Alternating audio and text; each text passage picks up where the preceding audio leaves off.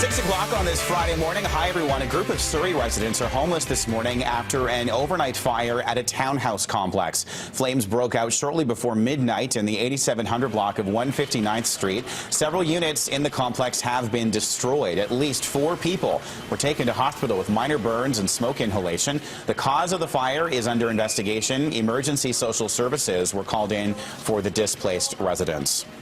Whistler RCMP could be closing in on a reckless daredevil after finding his alleged accomplice. The woman allegedly shown in this YouTube video has been arrested. She was inside the peak-to-peak gondola with a man who base jumped from the car. The woman initially claimed she did not know the jumper. The man is believed to be a 25-year-old from Ontario who now lives in Vancouver. Whistler Blackcomb says $10,000 in damage was done to the gondola when its doors were forced open. We may get some insight today into why Surrey's murder rate skyrocketed last year. Greg Harper is live in Newton this morning, a community still on edge following a violent crime just a few months ago. Greg. That's right, and good morning, Kyle. A task force with the duty of looking into why the murder rate here in Surrey skyrocketed last year will release its findings today.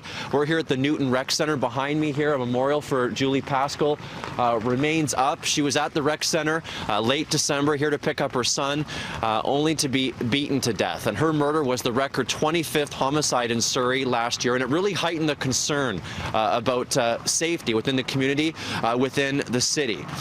After the 22nd homicide in Surrey, which happened in November, the mayor launched a special task force to look into the problem. This task force will be releasing its findings today, perhaps some solutions as well. And there will certainly be many in this community of Newton who will be eager to hear what is said. There were 9 murders here in Newton alone, the most in this area of Surrey. Kyle? Greg Harper reporting live this morning in Newton. Greg, thanks for that. 3 teenagers have been arrested in connection with a disturbing story in Kamloops. The boys have been charged with distributing child pornography. The inappropriate material was allegedly exchanged through social media. Parents have been encouraged to keep tabs on their children's online activities. My sense is it actually is increasing. The behavior is becoming more severe. The consequences are becoming more severe. The investigation spans several high schools throughout the Kamloops area. The 3 accused are expected back in court in April. After just 5 months, WestJet has grounded its daily flight between Vancouver and Kamloops. The flight was launched just last year, and the company says it was not meeting sales expectations. Service will stop as of March the 1st, but WestJet isn't ruling out another try. The airline's Encore fleet is expanding later this year, and at that time, the company will consider a return to Kamloops. The BC legislature is back in session, which means partisan politics are in full swing, but there is solidarity in Victoria on one issue. BC has followed the lead of other provinces and municipalities by raising a rainbow flag. It's a symbol of gay pride and equal rights for all sexual orientations. The flag will fly until the end of the Winter Games in Russia, a country that sparked outrage with the crackdown on gays.